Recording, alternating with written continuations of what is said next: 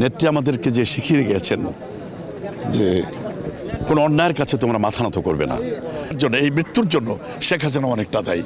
শোক থেকে শক্তিতে পরিণত করে আগামী 12ই ফেব্রুয়ারি যে নির্বাচন, যে তারেক রহমানের নেতৃত্বে একটা গণতান্ত্রিক সরকার প্রতিষ্ঠা হবে। গণতন্ত্রের মাতা দেশনেত্রী বেগম খালেদা জিয়া রুহের মাগফিরাত কামনা করছি। আপনি যে কথাটা বলেছেন যে আমি মনে করি যে আমাদের নেত্রীর যে চলে যাওয়ার শূন্যতা পূরণ হওয়ার নয়, এরপরেও নেত্রী আমাদেরকে যে শিখিয়ে গেছেন যে কোনো অন্যায়ের কাছে তোমরা মাথা নত করবে না। গণতন্ত্র পুনরুদ্ধারের জন্যে উনি যে আন্দোলন লড়াই সংগ্রাম করেছেন, যে ত্যাগ করেছেন, ফখরুদ্দিন মঈনুদ্দিন সরকারের সময়ও ওনাকে বলা হয়েছে দেশে বাইরে চলে যাওয়ার জন্য সন্তানদেরকে নিয়ে।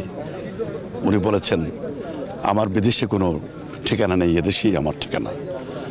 শেখ হাসিনা বলেছে দুই পুত্রকে নিয়ে চলে যাওয়ার জন্য, তা না হলে তার সন্তানদের মেরে ফেলবে। উনি বলেছেন আমার সন্তানদেরকে আল্লাহর হস্তে ছেড়ে দিলাম। লক্ষ লক্ষ কোটি মানুষ, বাংলাদেশের মানুষই আমার সন্তান। এই যে উনি অন্যায়ের কাছে মাথা না করা, গণতন্ত্রের প্রতি তার যে শ্রদ্ধা, উনি যখনই গণতন্ত্রের আঘাত এসেছে তখনই তিনি রুখে দাঁড়িয়েছেন। উনি গণতন্ত্র প্রতিষ্ঠার আন্দোলনে, স্বৈরাচার বিরোধী গৃহবধূ থেকে শুরু করে এরশাদ বিরোধী আন্দোলনে, স্বৈরাচার বিরোধী আন্দোলন দীর্ঘ 9টি বছর বারবার কারাবরণ করেছেন, কিন্তু এরশাদের কাছে মাথা নত করেননি। গণতন্ত্র দিতে হবে, গণতন্ত্রকে পুনঃপ্রতিষ্ঠার জন্য উনি আন্দোলন করেছেন। 86 সালে শেখ হাসিনা বেইমানি করেছে।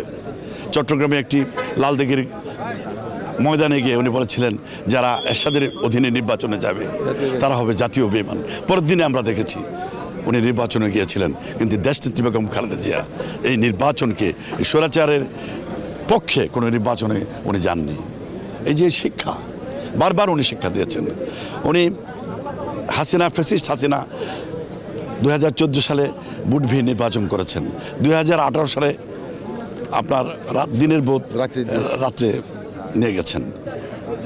এই অবস্থা থেকে এবং 2024 সালে মানুষের যে ভোটের অধিকার, যে কারণে দেশের মানুষ পাকিস্তানের বিরুদ্ধে আন্দোলন করেছে, গণতন্ত্রের জন্য আন্দোলন করেছে, পাকিস্তানিরা যখন দেশের মানুষের মৌলিক অধিকার, ভোটের অধিকার কেড়ে নিয়েছিল, সে এর কারণেই কিন্তু 71 যুদ্ধ। আর সেই যুদ্ধের, সেই গণতন্ত্রের জন্যকে আবারও দেখলাম স্বাধীনতার পরবর্তী সময় শেখ মুজিব যেমনি কবর দিয়েছেন, বাকশাল করেছেন, তারই সন্তান আবারও শেখ হাসিনা আবারও 2008 পরে রাষ্ট্রীয় ক্ষমতায় এসে বারবার গণতন্ত্রকে হত্যা করেছে, কবর দিয়েছে, ভোটের অধিকার কেড়ে নিয়েছে। আজকে আমাদের নেত্রী, এই অবস্থা হতো না 2018 সালে একটি মিথ্যা মামলা দিয়ে তাকে জেল হাজতে প্রেরণ করা হয়েছে। উনি হেঁটে গিয়েছেন, আমরা দেখেছি, আমরা সাথে ছিলাম, হেঁটে গিয়েছেন উনি জেলখানায়, কিন্তু কিছুদিন পরে উনি চেয়ারে বসে তাকে বের হতে হয়েছে। তার চিকিৎসার জন্য, ওনার চিকিৎসার জন্য বারবার ফ্যাসিস্ট হাসিনা সরকারের কাছে দাবি করলেও বিএনপি তাকে বিদেশি চিকিৎসা করার জন্য দেয়নি। বিদেশি হাসপাতালে এনে তাকে পয়জনিং করে, ফুড পয়জনিং করে তাকে অসুস্থ করা হয়েছে। আমরা মনে করি এই হত্যার জন্য, এই মৃত্যুর জন্য শেখ হাসিনা অনেকটা দায়ী। তার বিচার হওয়া উচিত। বাংলাদেশের মানুষ তার ফাঁসি চায়, আমরাও তার ফাঁসি চাই। আমরা বিশ্বাস করি যে ম্যাডামের, দেশনেত্রী বেগম খালেদা জিয়ার যে এই যে মৃত্যু, এই মৃত্যু ওনার অভাব পূরণ হওয়ার নয়, কিন্তু এই মৃত্যুকে বাংলাদেশের মানুষ, বাংলাদেশের জনগণ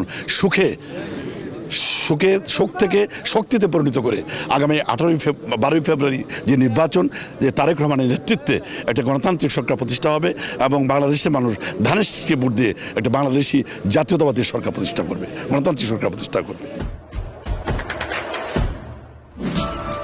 দেশে দেশে সবার সাথে দ্য নিউজ।